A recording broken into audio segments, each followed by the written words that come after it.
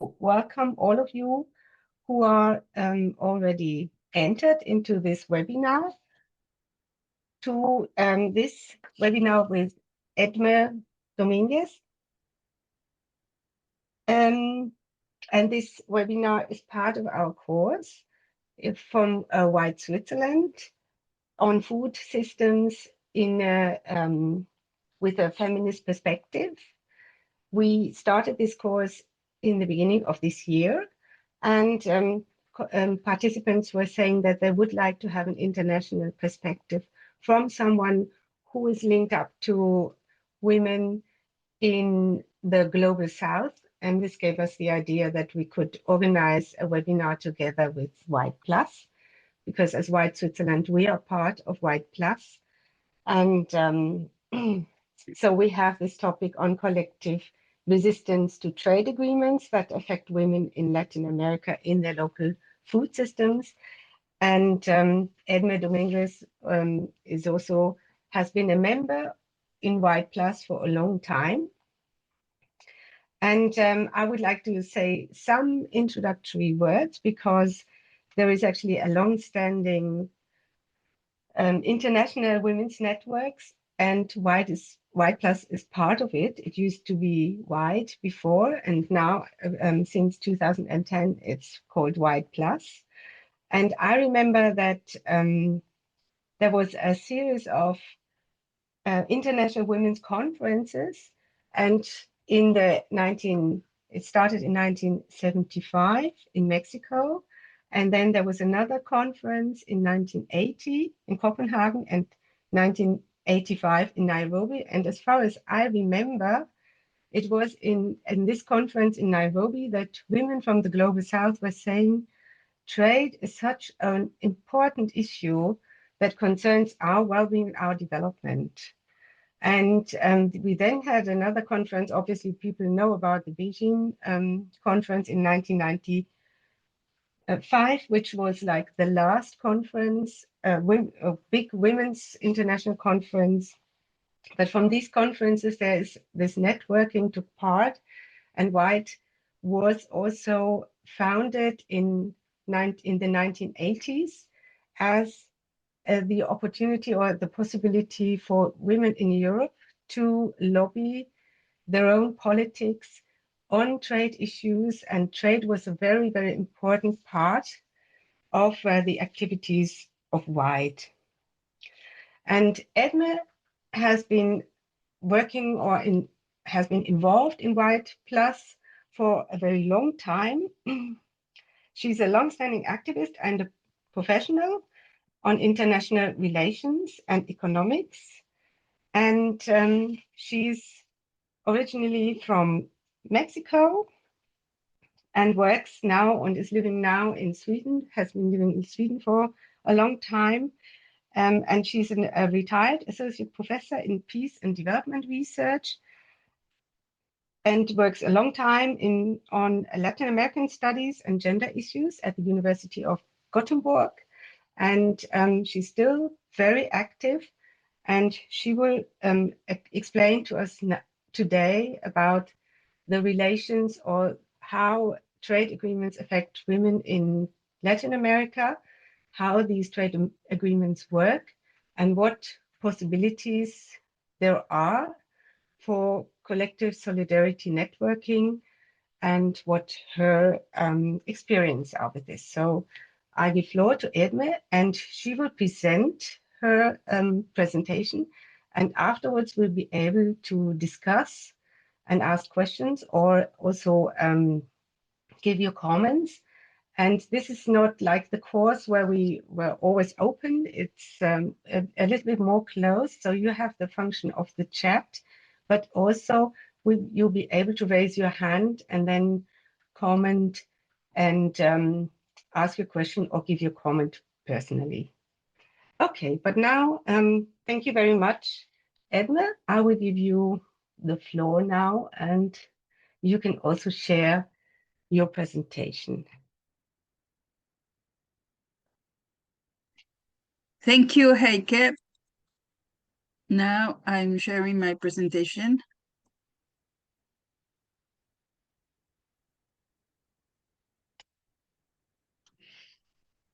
And thank you for this invitation to be part of this discussion and this conversation regarding trade agreements, women, and local food systems. And as Heike says, we have a group working on gender and trade in White Plus, and we are in different areas, and several of us, we are working with Latin America, the Latin American situation with different trade agreements and how is it working from a gender perspective. So that's what I'm going to try to tell you about today. And these are the contents of what I will try to expose. Trades and FTAs, that means free trade agreements in gender, and the South integrating into the global economy, the global South, the consequence of these trade agreements, how Latin America integrates and how women are part of this integration. And then I will focus on the Latin American European agreements and the chapters of TSD, Trade and Sustainable Development chapters, the trade and discussion in general about trade liberalization, agro-industries, extractivism, and food security. Coming with final reflections and also some questions for the people who listen to this presentation. So first, trade and gender, how free trade agreements may affect societies. Looking from a gender perspective into trade, this is a way to see how many social consequences of this free trade, of this liberalization, come from these agreements, because these agreements mean a lot of packages. I will develop on that. So I used to say that free trade agreements, it's a violent way of modernization, where social structures of inequality may become even more unequal. They give, of course, opportunities for some, but they diminish opportunities for many others. It is a way of losing food security as well and food sovereignty. And the gender consequences of these free trade agreements is something which I normally introduce to and to which I will come afterwards at the end. This is a definition which I like very much. Opening markets and trade liberalization have redistributive effects. That means they redistribute, make another kind of distribution, and change national economies as gender processes of production, reproduction, and consumption. What does this mean? It means that this opening, it's going to be very violent for many economies, and will have gender effects. That means effects for women and for men in the areas of production, in the areas of reproduction, which is mainly women who take care in many societies, and in the area of consumption. That means consequences in production, reproduction, and consumption will be different for men and women. And in many cases, it will be quite negative. But before going into this, I would like to go a little bit into the context, how the Global South became part of globalization, of global trade. And then we have to go back to the 1500s, when the whole colonization process started. And colonialism was not only the conquest of new territories, it was the conquest of raw materials, control of raw materials that were needed or were useful in the metropolis, the colonial empires, and also slavery, as we know, because at the same time that Europe came to the Americas, slavery flourished because it became the labor part of this colonization.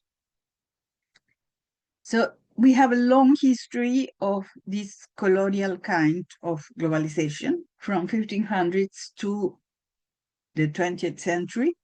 And in the 20th century, when many of these countries become independent, etc., in Latin America, they become independent in the 19th century. But in the middle of the 20th century, we have that many of these countries want to be more independent economically. And they start what we call import substitution industrialization, because there are several economic theories that say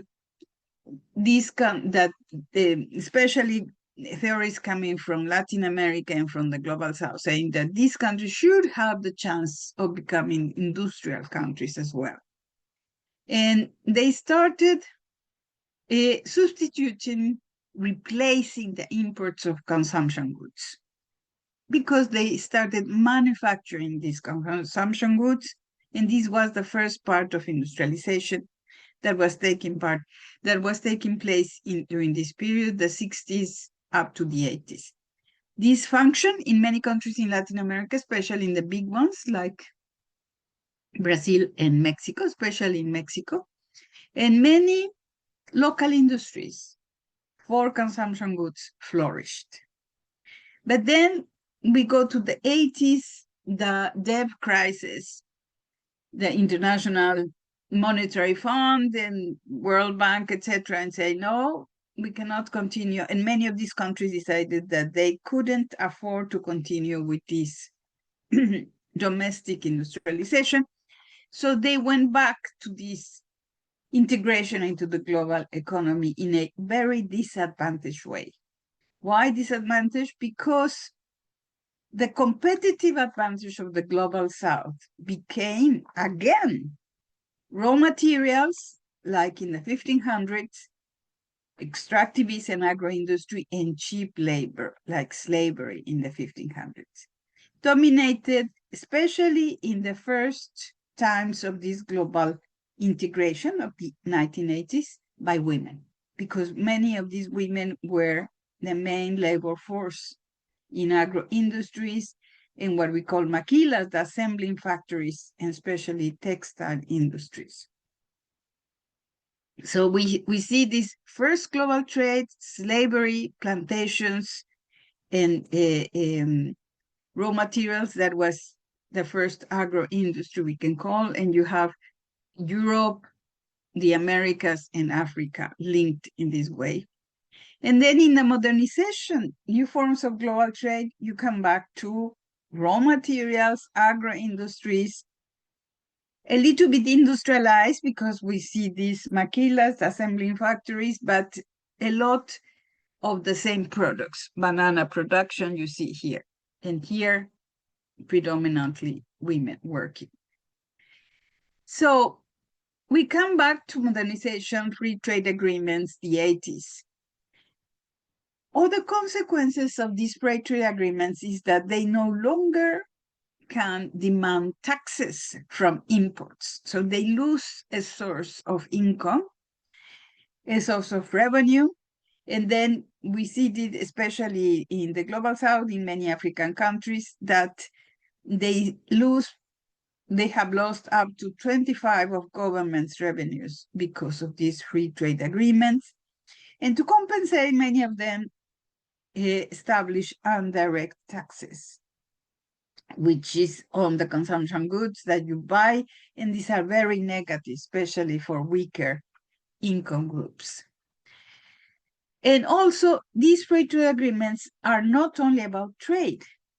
They are what we call an institutionalization process, a whole package where societies that sign these agreements lose sovereignty, and because they are supposed to protect foreign investments and this trade, and they can be demanded by foreign companies and lose, as I said before, their sovereignty, because they will always be losers if they go into a trial with these companies that feel affected by the states. Because the conflict resolution mechanism in general will favor big companies. And this is part of the juridical package that we call free trade agreements. We're coming back to the insertion of Latin America into the global economy. In the 80s, with neoliberalization, as I said before, the economies were urged, demanded to integrate to this export model, which was mostly, as I said, cheap labor, raw materials, agro-industry. And then the Latin American average import tariffs decreased 45% in the mid-80s and 30% in 1995. Also, non-tariff barriers were going down from 31 to 11% during this period. So by 2001, mostly all Latin American countries had entered the WTO, the World Trade Organization. So what is the point? What was the point of negotiating free trade agreements if they did no longer have this mechanism of tariffs, because they had already decreased these tariffs, as we see? Well, they thought this was very important to increase exports, attract investment from industrialized countries, because they were agreeing to more protected investments. They were also focusing on public procurement, intellectual property rights, and low labor standards. Public procurement, that means that the state was obliged to open itself and treat foreign companies in the same way that they treated local national companies. And sometimes foreign companies had more competitiveness and got the contracts for the state. Intellectual property rights, as you know, it can be also very harmful, especially regarding certain plants and certain issues. And these will also be implemented with these free trade agreements, as well as in the practice, low labor standards, because this is part of the competitiveness. And women workers are part of this insertion. In 2010, about 52% of women in working age participated in the labor market. That date should be 2018 already, 52%. And since the 80s, more and more women are forced to go into the labor market to make ends meet. So women who stay at home decrease as well. Many of these women workers go into industries and agro-industries. In the case of Mexico, Central America, and South America, Central America in the agreements with the United States. And this process coincides with a feminization of export jobs as the reserve army labor for export competitiveness and the paid workers in low-wage export industries in many Latin American countries. So here have you some examples of these women working for global trade. And here is one of my favorite images, which is a film, a documentary made by women workers, which I really recommend you to see. I mean, I will share this PowerPoint with Heike, and it's part of YouTube. So you should really see this. It's wonderful, this film, because they tell you their story and how they work and what has this work meant for their families, for their own development or lack of development, etc. How they are being affected, especially lone mothers. So free trade agreements in Latin America, they were from two kinds, from the ones with the United States, as the example of NAFTA with Mexico, CAFTA with Central America, but also the United States established these free trade agreements with Chile, Ecuador, and the United States had the mission to have a free trade agreement of the Americas at the beginning of the year 2000, which was stopped by a lot of protests and many countries that were not interested.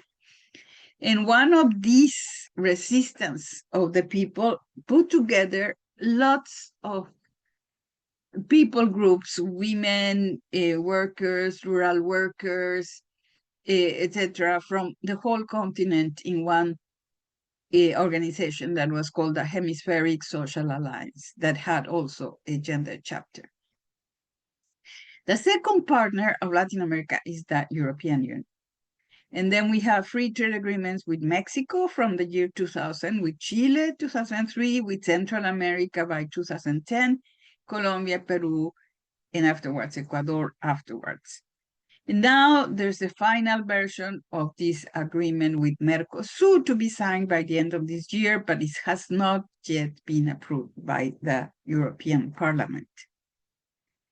So I'm going to focus on these free trade agreements with the European Union and the association agreements, AA, and the TSD chapters, Trade and Sustainable Development chapters.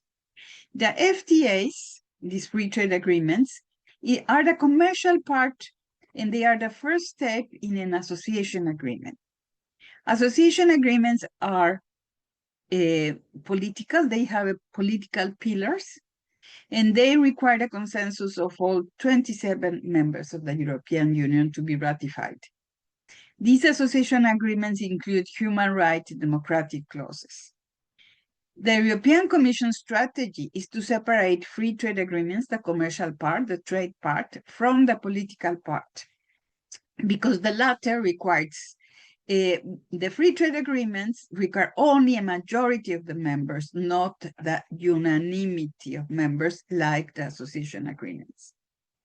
So these free trade agreements have only TSD chapters or clauses, trade and sustainable development.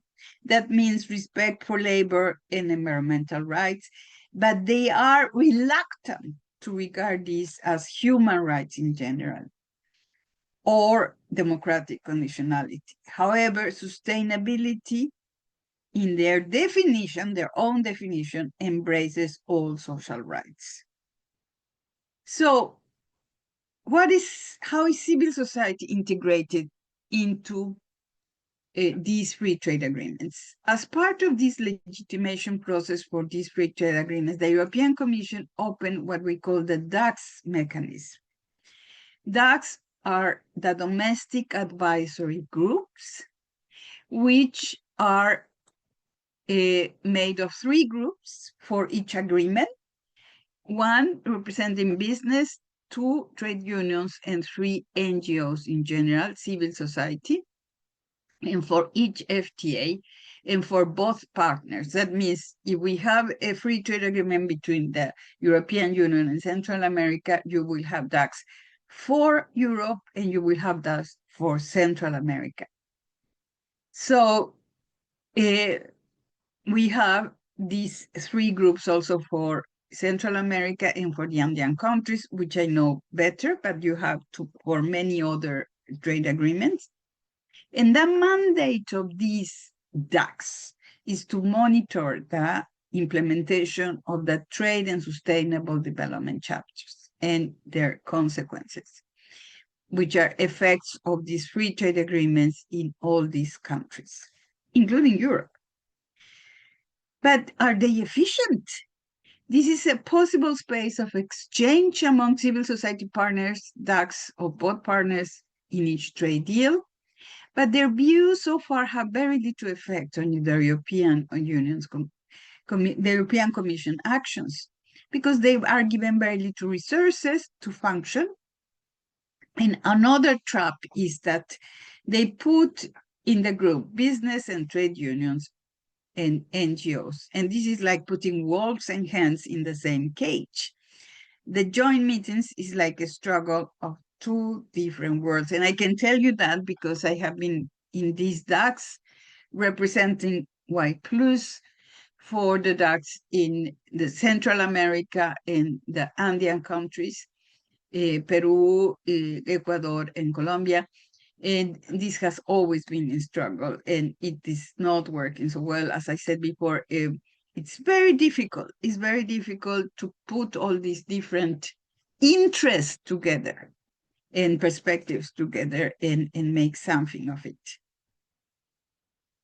So my example is this Central American Association Agreement signed in 2010. The social and environmental clauses were narrower than the ones in the GSP, General System of Preference, that had been signed between the United States and Central America. The GSP in this trade agreement with the United States could be withdrawn in case of violations of social and environmental norms, but that was not the case with the agreement with the European Union. And also that this, in case of conflicts, there was no dispute settlement nor mediation provisions. Labor standards violations are not subject to any punitive effects. So what I'm trying to say is that even though we have this TSD, Trade and Sustainable Development chapter, and the mandate and the provisions there are quite weak. So most of the exchange between the European Union and Central America is a typical exchange between North and South, fruits, sugar, bananas, all kinds of fruits against industrial goods. Among the fruits, bananas and pineapple are dominated by big concerns like United Fruit or local big agro-industry owners. And what we see is that mostly we are looking at bad working conditions, severe environmental problems because of toxic chemicals used in the production in spite of all norms and agreements, for example, affecting pregnant women as workers and as inhabitants of local communities. So the TSD's implementation in the discussion of DAC to DAC, there's, and I have been witness to it, a big resistance from local and agro industries to improve labor standards and give more rights to trade unions. And I tell you, this is my own experience from the latest meeting we had in Costa Rica just 3 months ago. So it's very difficult to make compromises here because I think that the resistance from agro-industry owners there, and I'm speaking of Central America, but it can be the same case for the rest of Latin America, is stronger than the resistance of business groups here in Europe. They are more reluctant to really implement better environmental standards and better labor standards. So we have also this treaty with Colombia, Ecuador, and Peru. It didn't include Bolivia, that rejected to join. And one of its goals was to reduce the asymmetry between the parties, but that has failed completely because we still have these typical North-South exchanges, even if it can favor the volume of Andean countries.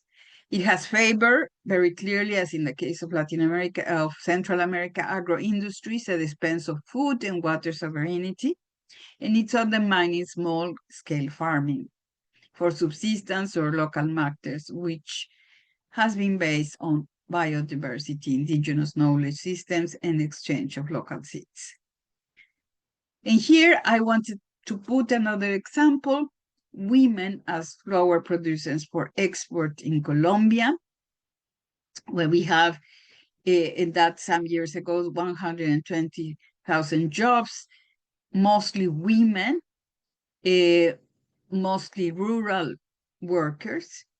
And it's very important in the area of exports, second just to coffee production, coffee exports.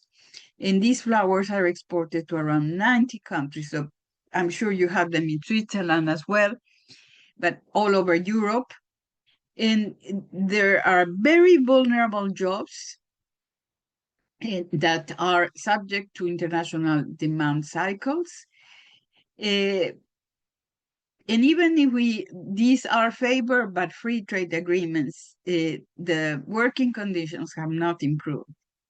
Women work in average 12 hours per day. They are subject to constant pregnancy tests, and they have health and environmental problems.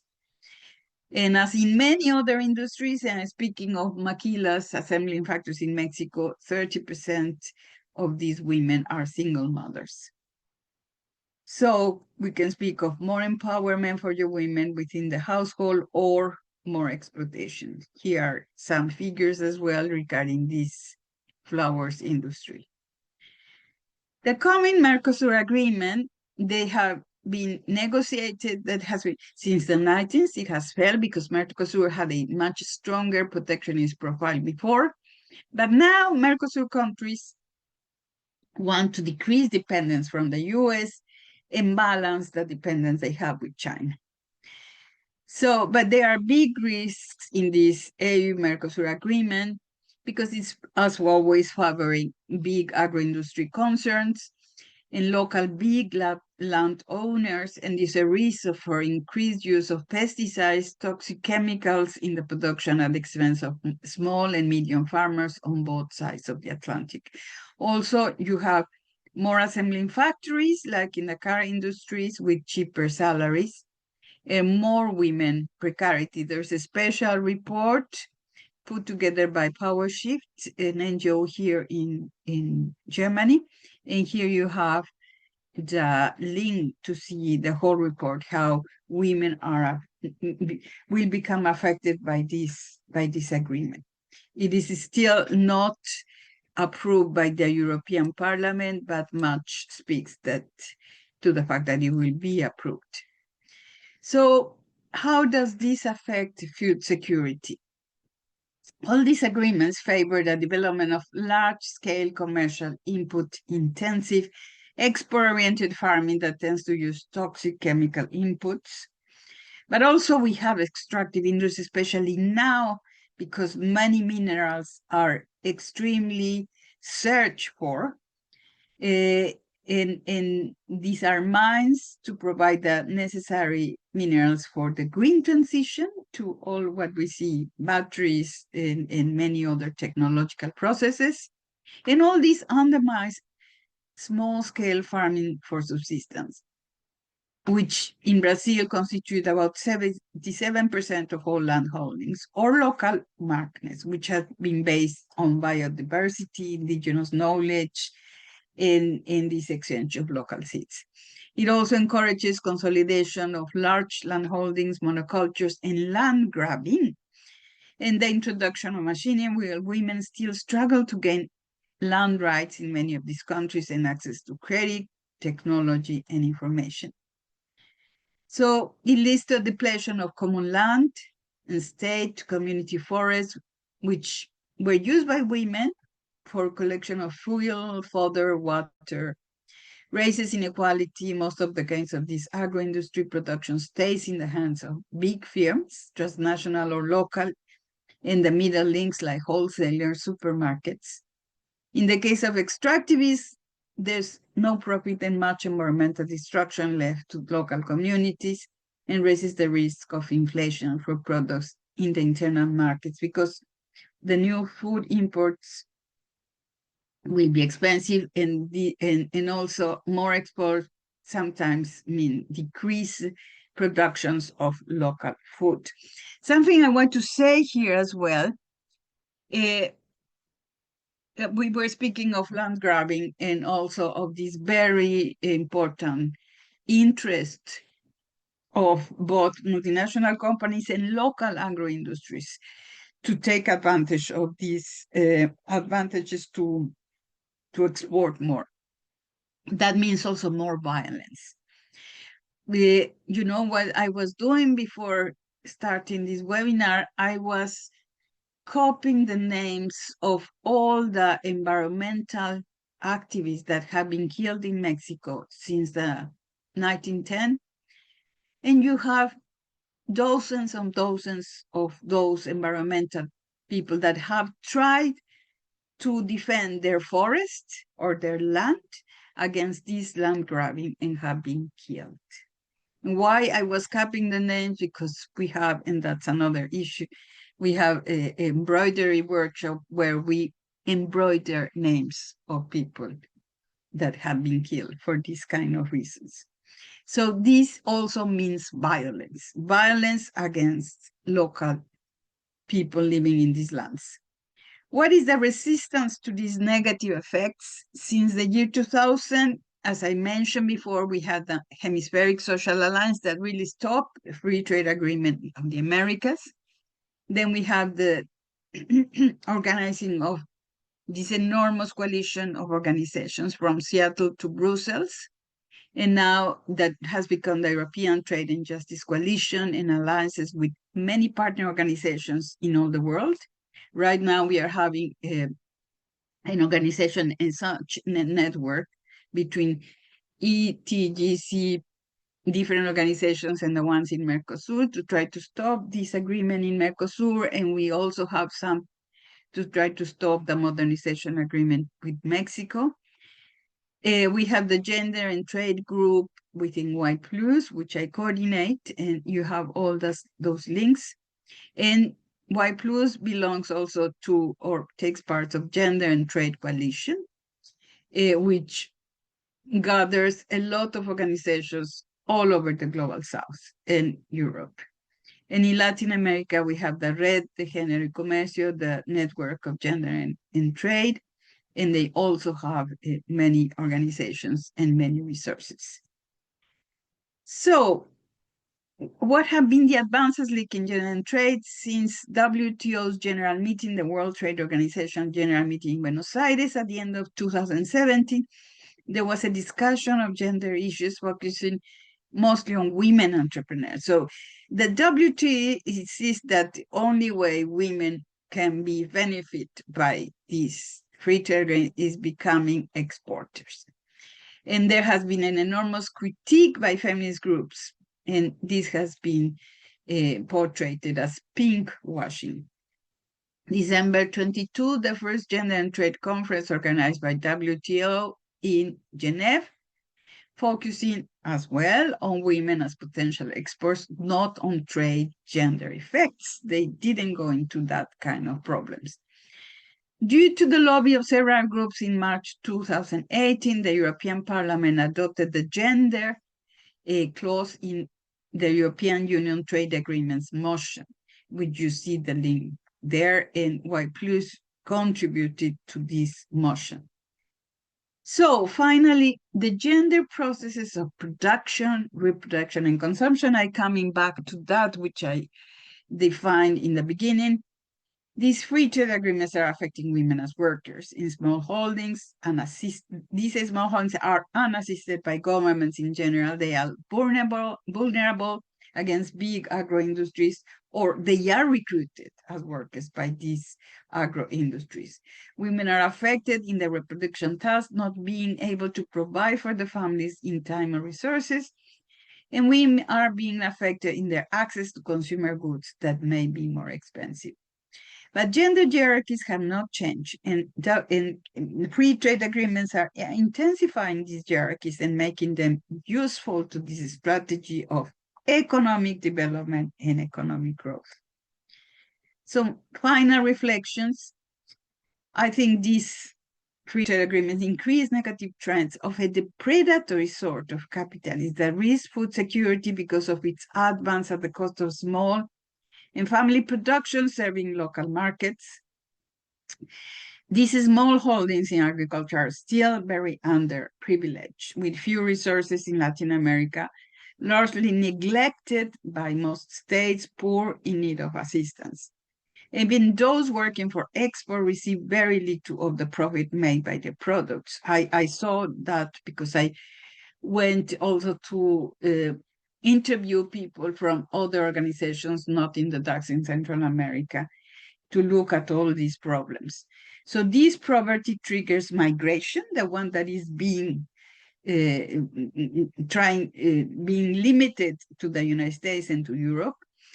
But it's triggered by this kind of lack of alternatives and more holdings depending on women because many men are migrating. Women are part of this underprivileged rural reality, living on small farms or recruited as workers in big agro-industries with bad working conditions. DACs, as I explained in these TSD chapters, are an opening for civil society participation, but are still a weak mechanism. Some questions I would like to explain to you for the public that is looking at this. What could be the alternative to free trade agreements? Could they be reformed and made more women and environmental friendly? Can agro-industry be more women and environmental friendly? Can trade in generally be transformed, framing food security, the environment, and human beings' well-being?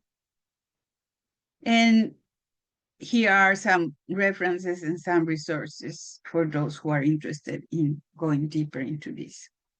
So thank you very much. And I will stop now this.